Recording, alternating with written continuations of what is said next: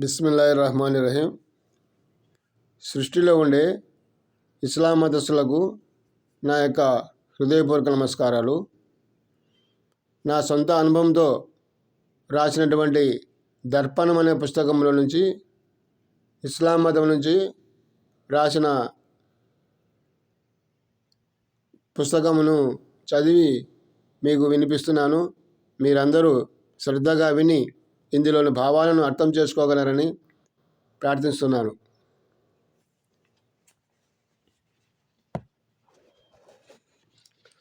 ఇస్లాం మతమును అనగా శాంతి మతమని, శాంతికి నిదర్శనమని కొనియాడుతూ ఉంటారు. కానీ మన ముస్లింలు శాంతికి విరుద్ధమైన, అశాంతియకు క్రూరమైన రక్తపాతం పనులు చేయుచున్నారు.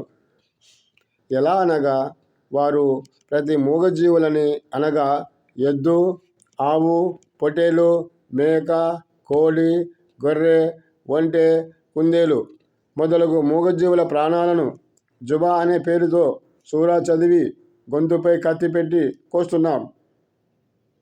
సూరా చదివి కోసిన కత్తిని నీళ్ళతో శుభ్రం చేయుచున్నారు.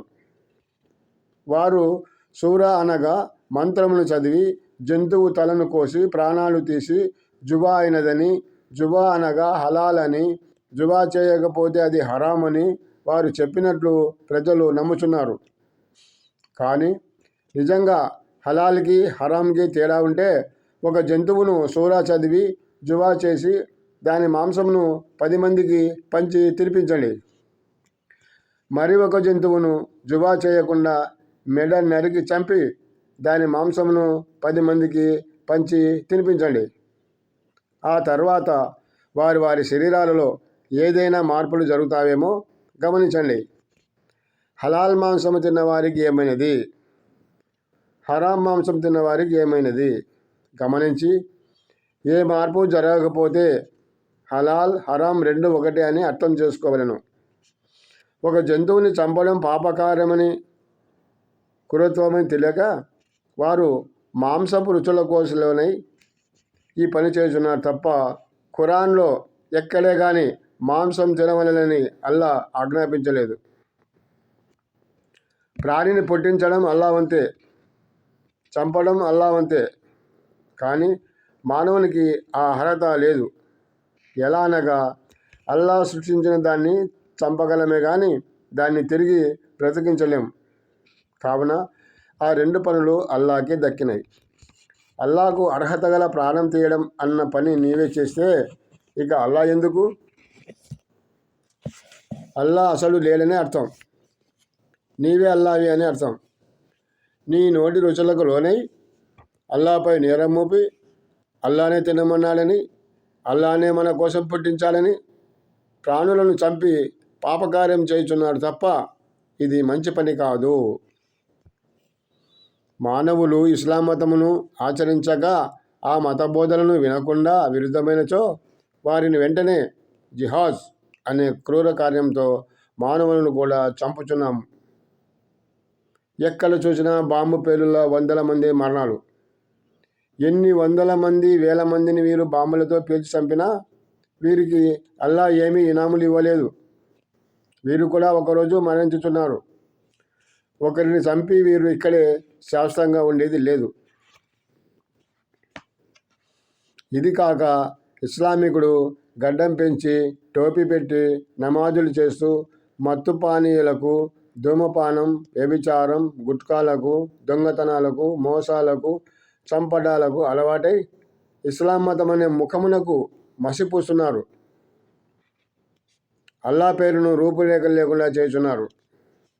మీరు సరి అయిన ఇస్లామికులంతా ఏకమై ఇలాంటి దుష్ట చేష్టలు గల వారినంతా మతము నుంచి బహిష్కరించి ఇస్లాం మతమునకు మచ్చ రాకుండా కాపాడుకోగల అవసరం ఎంతైనా ఉంది అని నమ్మాలి. మనం మన పొలమునందు పైరు వేసుకుంటాం. పైరుకు చెడు చేసే కలుపు మొక్కలను మనం ఎలా తీసివేస్తామో అలా తీసిపారేసి ఇస్లాం మతమునకు గల ఖ్యాతిని నిలబెట్టుకోగలరు అని మన ఇస్లాం మతస్థులకు నా విన్నపం. మలినాన్ని వడబోసి స్వచ్ఛతను మిగిల్చుదాం. ఇస్లాం మతాన్ని కాపాడుకుందాం. ఇస్లాం మత స్త్రీలు బుర్కాలు ధరించుతున్నారు, కానీ పురుషులకు లేదు. పురుషులకు ఒడుగులు ప్రక్రియ చేస్తున్నారు, కానీ స్త్రీలకు చేయడం లేదు. ప్రపంచంలో ఉండే స్త్రీలలో ఒక ఇస్లాం స్త్రీలు మాత్రమే బుర్కా ధరించుతున్నారు. మిగతా మతాల స్త్రీలు బుర్కా ధరించడం లేదు. అంటే మిగతా మతాల స్త్రీలకు లేని బుర్కా ఇస్లాం మతస్థులకు మాత్రమే ఎందుకు అన్న ప్రశ్న ఇక్కడ అగుపడుతున్నది. అంటే ఇతర మత స్త్రీలకు లేని సౌందర్య రక్షణ వీరికెందుకు? వీరికంటే సౌందర్యవంతులు ఇతర మతాలలో స్త్రీలు లేరా అన్నది ఇక్కడ ప్రశ్నార్థకంగా అగుపడుతున్నది. మిగతా మతాల స్త్రీలకు జరగని అన్యాయం ఇస్లాం స్త్రీలకే జరుగుతుందా? ఇస్లాం స్త్రీలు మాత్రమే మంచివారు, మిగతా మతాల స్త్రీలు మంచివారు కాదా? మన ఇస్లాం మత స్త్రీలు మంచివారైనప్పుడు బుర్కాలు ఎందుకు? అపార్థాలకు తావనీయక, స్త్రీ స్వాతంత్ర్యమునకు అడ్డువేయక, ప్రతి స్త్రీకి స్వేచ్ఛా స్వాతంత్ర్యమును కల్పించి వారి మనసు నొప్పించక తగు నిర్ణయం తీసుకోవాల్సిన అవసరం ఎంతైనా ఉన్నది. స్త్రీల సంతోషమే సృష్టి అభివృద్ధికి మూలం. ఒక మంచి టానిక్లా పనిచేస్తుందని నమ్మాలి.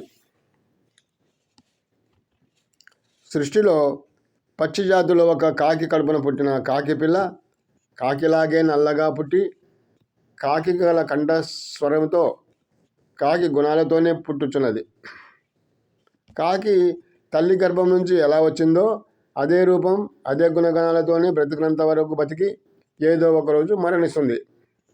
కానీ తల్లి గర్భం నుంచి వచ్చినప్పుడు ఉన్న నల్ల రంగులో మార్పు కానీ, కంఠస్వర గుణగణాలను మార్చుకోక సృష్టించిన రీతిలోనే అంతమవుతున్నది. అలాగే కోయిల తన తల్లి గర్భం నుంచి నల్లగాను తీయని కంఠస్వరంతో పుట్టి మరణించే వరకు తన జీవితంలో ఏ రంగు మార్పు కానీ, కంఠస్వర మార్పు కానీ చేసుకోక అది కూడా భగవంతుడు నిర్ణయంకు జీవితాంతం బద్ధురాలై మరణిస్తుంది. అలాగే పులి గర్భం నుంచి పుట్టిన పులి పిల్ల పులికి గల చారలు, కంఠ గంభీర స్వరం, ధ్వని, క్రూరత్వంతో తల్లిలాగే పుట్టి అదే ఆకారం, అదే క్రూరత్వమును జీవితాంతం అనుభవించి మరణిస్తుంది. కానీ తన జీవితంలో ఎలాంటి రూపురేఖలు మార్పు కానీ, కంఠస్వర గంభీర క్రూరత్వంలో కానీ ఎలాంటి మార్పులు చేసుకోక భగవంతుడు సృష్టించిన పద్ధతిని ఆచరించి మరణిస్తుంది. అలాగే నాగుబాముకు పుట్టిన పిల్ల నాగుబాములాగే చిన్న పిల్ల అయినప్పటికీ ఏదేని అలజడైనప్పుడు వెంటనే తన చిన్న పడిగనెత్తి చూస్తుంది. అది కూడా మరణించే వరకు తన స్వభావం మార్చుకోక అల్లా పంపిన రూపురేఖల గుణగణాలతో జీవితాంతం పూర్తి చేసుకొని మరణిస్తుంది. సృష్టిలో మానవ జన్మ గొప్పదని, అన్ని జీవులలో కంటే విలువైనదని నరుడే నారాయణుడు అన్న గొప్ప పేరున్న మానవుడు మాత్రం తల్లి గర్భమునందు పుట్టి ఇహలోకంలోకి వచ్చిన తర్వాత అల్లా ఇచ్చి పంపిన రూపురేఖలు గుణగణాలను మార్చుకొని మానవుడు ఎన్నో రకాల వేషాలు, భాషలు, కులాలు, మతాలు సృష్టించుకొని మూగజీవుల గుణగుణాలకు విరుద్ధంగా క్రూరుడై, మూర్ఖుడై, స్వార్థం పెంచుకొని ఒకరినొకరు కొట్టుకొని చంపుకొని అల్లాకు చెడ్డ పేరు తెస్తున్నారు. అల్లా పుట్టించిన రూపురేఖలలో పుట్టిన మానవునికి మరణించే వరకు ప్రాణికి ఆహారం అవసరం. కాబట్టి ఆహారం కోసం ఏదో ఒక పని చేసుకుంటూ ఆ పనిలో న్యాయం, ధర్మం, జాలి, నీతి గుణాలతో ఆహారం సంపాదించుకొని అనుభవిస్తూ అల్లాను ధ్యానించుచు ఏదో ఒకరోజు మరణించడానికి బదులు అల్లా పుట్టించి పంపిన రూపురేఖలకు విరుద్ధంగా జిబ్బా పైజామా, గడ్డం టోపీలతో మారువేషం వేసి తన సొంతంగా ఇస్లాం మతాన్ని సృష్టించుకొని అల్లా ఇచ్చిన రూపురేఖలకు, ఆచరణలకు విరుద్ధంగా నడిచి మానవులంతా ఒక్కటే, దేవుడు ఒక్కడే అని తెలియక మేము గొప్ప, మా మతం గొప్ప అని అల్లా నిర్ణయానికి మసిపూస్తున్నాం.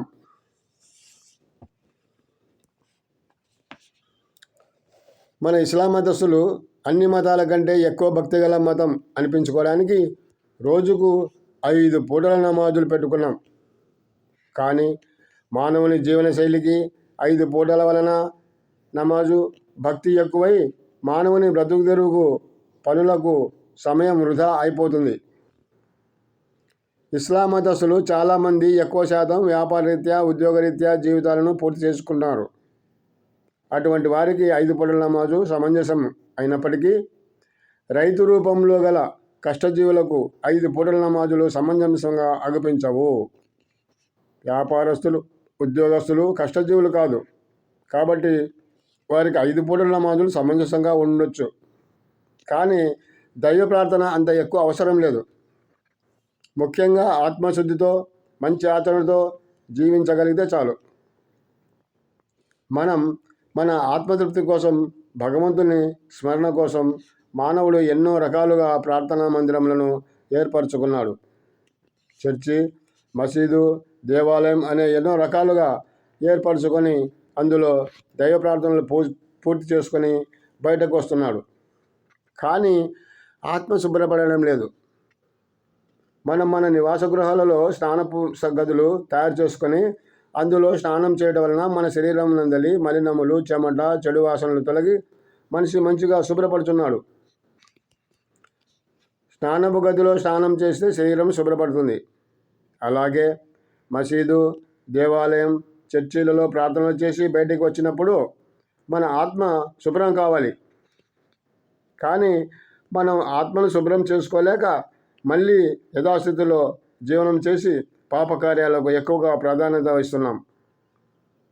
మీరు ఇందులో గల తేడాలను గుర్తించగలరు. ఆత్మశుద్ధి, మంచి ఆచరణకు మించిన ఏ ప్రార్థన సరికాదు, సాటి రాదు. ఇది అక్షర సత్యం. ప్రపంచంలో మానవ జన్మ అనేది మొట్టమొదట ఒక స్త్రీ అనగా అవ్వ, ఒక పురుషుడు అనగా ఆదాం కలయిక వలన జన్మెత్తిన మానవుడు ఇహలోకంలోకి వచ్చి కొన్ని వేల సంవత్సరాలకు మానవ జాతి అధికంగా మారిన మానవుడు తన సొంత నిర్ణయాలతో ఎన్నో రకాల మతాలు, కులాలు ఏర్పరచుకొని అనుభవించుచున్నాడు. కానీ ఒక్కొక్క మతమునకు ఒక అవ్వ, ఆదాం లేరు. అల్లా అన్ని మతాల వారికి ఒక అవ్వ, ఆదాం మాత్రమే సృష్టించాడు. ఇస్లాం మతస్థులకు మాత్రమే వేరు అవ్వ, ఆదాం లేరు. ఇస్లాం మతం వారు కూడా ఒకే అవ్వ, ఆదాం నుంచి వచ్చి పుట్టినవారే. కానీ మనం ఇహలోకంలోకి వచ్చి తర్వాత ఇస్లాం మతమును తయారు చేసుకొని మేము గొప్ప, మా మతం గొప్ప అని అంటున్నాం. మన వాళ్ళు కనిపించినచో వారికి సాటి ఇస్లామికుడు సలాం అలైకుం అని మిక్కిలి సంతోషంతో ఆప్యాయతతో సలాం చేసి అందరితో ఊరుకోగా మరికొందరు ఒకరినొకరు పరిస్వంగం అనగా కౌగులి చేసుకొని మన ఆనందాన్ని వెలిబుచ్చుకుంటున్నాం. కానీ అదే ఇస్లాం మతస్థుడు, ఇస్లాం మత చిహ్నాలు లేని ఇస్లామికులను మాత్రం వారు ఎంత నమాజులు చేసి ఇస్లాం మతమును ఆచరించినా కానీ చిహ్నాలు లేని ఇస్లామికులకు సాటి ఇస్లామికుడు సలాం చేయడు, కౌగిలి అనగా ఆలింగనం చేయడకు ఇష్టపడడు. అంటే ఇస్లాం మత చిహ్నాలైన గడ్డం, టోపీ, జిబ్బా, పైజామాకు ఎంత మహాత్మ్యం గలదో మీరే ఆలోచించగలరు. ఎన్నడూ పరిచయం లేని ఇస్లామికుడు కూడా ఇస్లాం చిహ్నాలు గల ఇస్లామికుడు కనపడినచో వెంటనే అతి వేగంగా అస్సలాము అలైకుం అని సంతోషంతో సలాం చేస్తున్నాడు. అంటే వారికి గల మత పిచ్చి ఎంత ముదిరిపోతుందో తెలుసుకోగలరు. అంతేకాక ఇస్లామికుడు సృష్టిలో ఏ మతము వారు ఆచరించని విధముగా భగవంతుని ప్రార్థన విషయంలో మన మతం వారు భక్తికి ఎక్కువ ప్రాధాన్యత ఇచ్చి అన్ని మతాల వారి కంటే అధికముగా ఒక్క రోజుకు 5 సార్లు నమాజు రూపంలో దైవ ప్రార్థనలు చేస్తున్నారంటే వీరు ఎంత భక్తిపరులో మనం ఆలోచించవలసిన అవసరం ఎంతైనా ఉంది. వీరి అధిక భక్తిని గురించి ఆలోచిస్తే మానవునికి ఇంత అధిక భక్తి అవసరం లేదు అన్నది అగుపడుచున్నది. ఎందుకనగా రోజుకు 8 గంటలు మాత్రం శ్రమించే మానవునికి 5 పూటల నమాజు వలన మానవుని శ్రమకు కొంత ఆటంకం ఏర్పడుతుంది. కాబట్టి అది అంతగా సమంజసం అనిపించడం లేదు.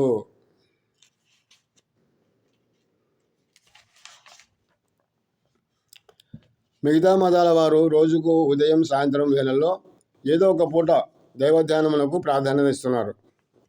మన ఇస్లాం మతం వారు ఒక్క పూట నమాజు చేస్తే చాలు మనం చేసిన 70 తప్పులు అల్లా క్షమిస్తాడన్న నమ్మకంతో రోజుకు ఎన్నో తప్పులు చేస్తుంటాము. కాబట్టి మన వారికి 5 పూటల నమాజులు అవసరమే అన్నది యథార్థంగా అగుపడుచున్నది. మన వారు అధిక తప్పులు చేయుటకు నిదర్శనం. మన వారి జీవన మార్గం దాదాపు 80% ఏదో ఒక వ్యాపారరీత్యా జీవనం చేస్తుంటాం. వ్యాపారం ద్రోహచింతన అన్న పెద్దల సామెత ప్రకారం ప్రతి వ్యాపారి మోసం చేయక తప్పదు, అబద్ధం చెప్పక తప్పదు. అంతేకాక వారు మూగజీవులను జుబా అనే ప్రక్రియతో మూగజీవుల గొంతు కత్తి పెట్టి కోసి ప్రాణాలు తీస్తున్నారు. అంతేకాక మనం మన మతాన్ని ఎవరైనా ఇష్టపడక ఆచరించక వారికి ఎదురు చెప్పిన వారిని జిహాద్ అనే క్రూర ప్రక్రియ పేరుతో సాటి మానవులను చంపి పాపములు చేస్తున్నాం. అందుకే మన వారి తప్పులు 80%కు చేరుకుంటాయి. దీన్ని బట్టి చూస్తే ఇస్లాం మతస్థులు అధిక తప్పులు చేస్తున్నారు కాబట్టి అధిక ప్రార్థనలు అవసరమన్నది రుజువవుతున్నది. మనకు ఇక్కడ ఇంకో ఉదాహరణ కళ్ళకు కట్టినట్టు అగుపడుతున్నది. అది ఏమనగా ఎక్కువ తప్పులు చేయడం వలన ఎక్కువ 5 పూటల నమాజులు అవసరం.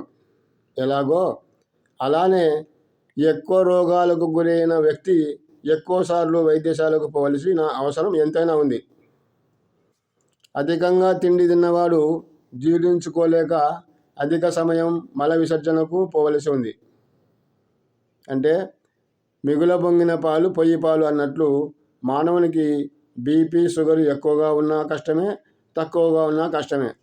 నార్మల్ అనగా తగు స్థాయిలో ఉంటేనే మానవ జీవన శైలి సులభం, ఆరోగ్యంగా కూడా ఉంటుంది. ఆరోగ్యం ఉన్నవారు వైద్యశాలకు పోవలసిన అవసరం లేదు. అడుసు తొక్కనేలా, కాళ్ళు కడగనేలా, తప్పు చేయడమేలా, మసీదుకు పోవడమేలా. అందుకే తప్పులు చేయకుండా ఆత్మశుద్ధితో మంచి ఆచరణతో మానవుడు జీవనం సాగించుకోవాలి. అల్లా ఆజ్ఞకు విరుద్ధంగా మనం కోపతాపత్రయములతో ఊరేసుకోవడం కానీ, విష పదార్థాలు సేవించి కానీ, నిప్పండించుకొని కానీ, నీటిలో పడి కానీ మరణించడం వంటి ఎన్నో తప్పులు చేస్తున్నాం. పుట్టించేవాడు అతనే, బ్రతికించేవాడు అతనే, చంపేవాడు అతనే అనే దృఢ నమ్మకంతో మనం మన జీవన విధానాలను ఆచరించవలను.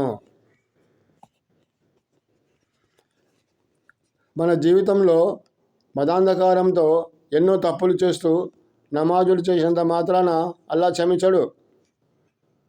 మన నిత్య జీవితంలో తప్పులు చేసిన వారికి కోర్టు తప్పక శిక్ష విధిస్తుంది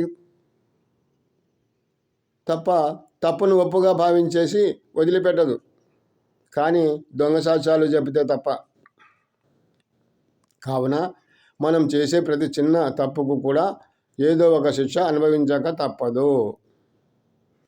మనం తప్పు చేసి అల్లాపై తప్పు మోపడానికే నమాజులు చేస్తే అల్లా క్షమిస్తాడు అని ఇస్లాం మతం వారు అల్లాపైనే తప్పు వేస్తున్నారు.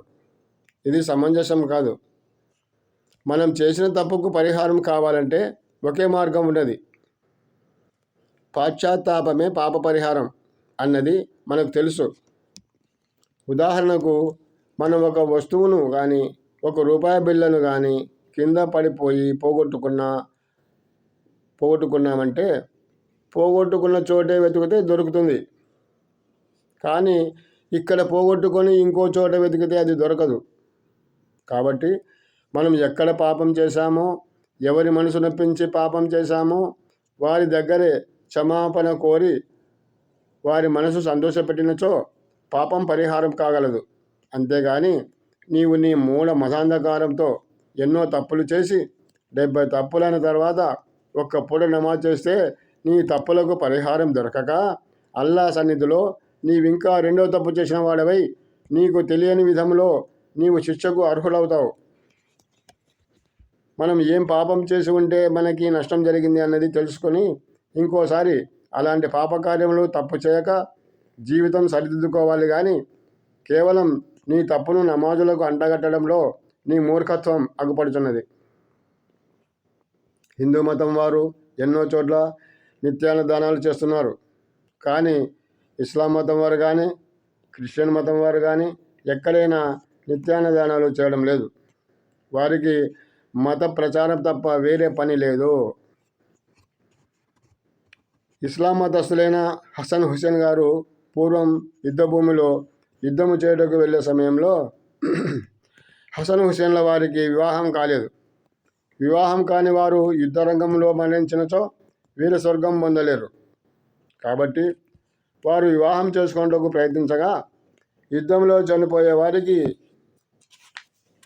ఎవరు అమ్మాయిలను ఇవ్వనందున తన సొంత తల్లి చెల్లెలి కూతుర్లు ఉంటే వారిని వివాహం చేసుకొనిరి. అయితే వారి వివాహంలో తమ చెల్లెలి ప్రక్కన ఒక కత్తి పెట్టి నికా జరుపుకొని యుద్ధంలో మరణించి వారు వీర స్వర్గం పొందినారు.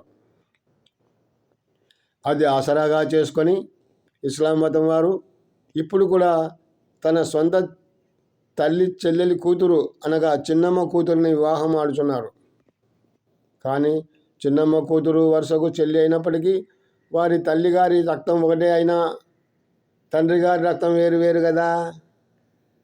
చిన్నమ్మ కూతురుని వివాహం ఆడుట తప్పు లేదు అని అంతా అల్లానే చూసుకుంటాడని వారు సరిపెట్టుకొనిచున్నారు. కానీ చిన్నమ్మ కూతురు వరుసకు సొంత చెల్లెలుగా అవుతుంది. చెల్లెలని ఎవరైనా ఏ మతస్థులైనా వివాహం ఆడటం లేదు. చూడండి, ఈ మత ప్రత్యేకత ఇలా ఉంది. ఇదినుగాక ఇంకో ప్రత్యేకత ఒకటి ఉంది.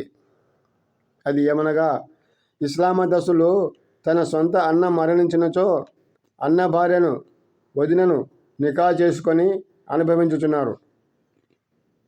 ఈ విషయంలో వారు తప్పు చేయలేదని, అన్న భార్య వదిన తల్లి లాంటిదని అయినప్పటికీ ఆమెను ఇతర పురుషులు ఎవరైనా భంగపరుచుదని ఇతరుల నుంచి లైంగిక కార్యక్రమాలకు రక్షించుకొనుటకు గాను సొంత తమ్ముడు అన్న భార్యను వివాహం ఆడుచున్నామని వారు సరిపెట్టుకొనుచున్నారు.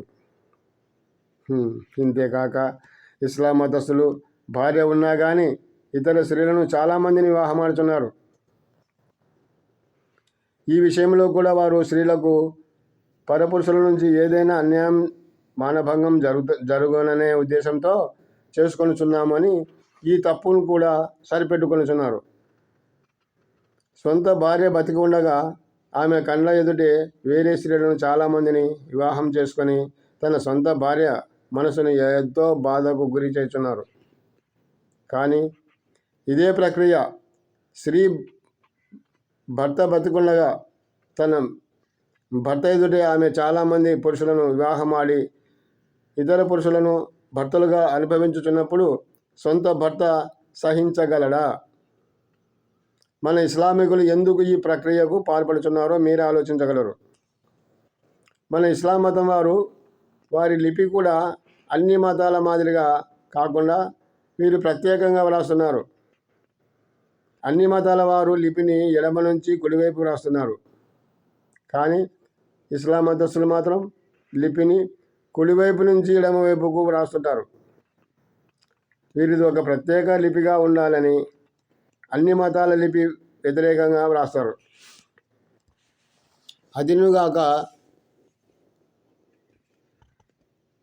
ప్రత్యేక లిపిగా ఉండాలని అన్ని మతాల లిపికి వ్యతిరేకంగా వ్రాస్తారు.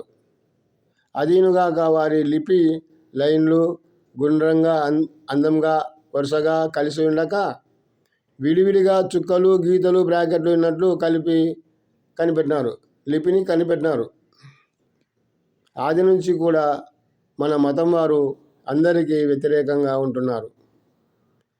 ఇది పోవాలి. మిగతా మతాల వారు ఒకరిని ఒకరు అర్థం చేసుకొని మన మతాలు వేరైనా మన హావభావాలు వేరైనా మనమంతా ఒక్కటే అనే సత్యాన్ని మాత్రం వదలరు. అందరూ కలిసిపోతారు. కానీ మన ఇస్లాం మతం వారు మాత్రం కలవరు. మేము పట్టిన కుందేలుకి మూడే కాళ్ళు అంటున్నారు. అంతటి ఎదురు మనుషులు వీరు. ఒక హిందూ మంత్రి మసీదులోకి వస్తే వారు వెంటనే నెత్తిన టోపీ పెట్టి వారి వరుసలో నమాజులు చేయిస్తారు. కానీ అదే ఇస్లాం మతస్థులైన ఒక మంత్రి ఎవరైనా దేవాలయంలోకి వస్తే వారు బొట్టు కానీ నామం కానీ పెట్టించుకోరు. చూడండి, ఇక్కడ కూడా ఎంత వ్యత్యాసం ఉందో మీరే గ్రహించగలరు. ఇస్లాం మతం వారి లిపిలో తేడా ఎంతో తెలుసుకున్నాం. మన లిపిలో వ్యత్యాసం, వ్యతిరేకతే కాక మంత్రం అనగా సూర చదివే సమయంలో మసీదులో కానీ బాహ్యంగా కానీ వారు ఏదేని మంత్రం సూర చదవాలన్న సమయంలో వారి ఉచ్చారణ కంఠధ్వనికి ముక్కుతో అనుసంధానం చేసి ప్రత్యేక ఉచ్చారణతో చదువుతుంటారు. చూడండి, వారు లిపిలోనే కాకుండా మంత్రము ఉచ్చారణలో కూడా మిగతా మతాల మంత్రం ఉచ్చారణ కంటే తేడాను చూపిస్తున్నారు.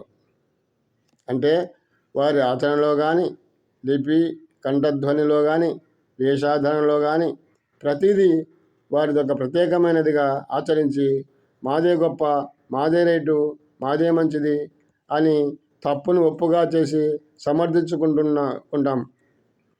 మనం మానవత్వంతో మనుషులుగా మారి మానవులందరితో కలిసిమెలిసి జీవనం సాగించుకొని అల్లా మెప్పు పొంది మన జీవితాలను సార్థకం చేసుకోవాల్సిన అవసరం ఎంతైనా ఉంది. ఇందులో పాఠకులకు ఏదైనా తప్పు కానీ అసభ్యకరంగా కానీ తోచినచో క్షమించవాలని కోరుచున్నాం. ఇట్లు దూదేకుల బడే సాహెబ్, అమలగుంట్ల, కోడుమూరు మండలం, కర్నూలు జిల్లా. నా సెల్ నంబరు 998 993 9605. ఇది విన్న ప్రేక్షకులంతా ఇందులోని తప్పులు క్షమించి మీకు సంతోషం అనిపిస్తే మీ సంతోషాన్ని నా నంబరుకు ఫోన్ చేసి మీ సంతోషాన్ని నాకు పంచగలరని ప్రార్థన. జై హింద్.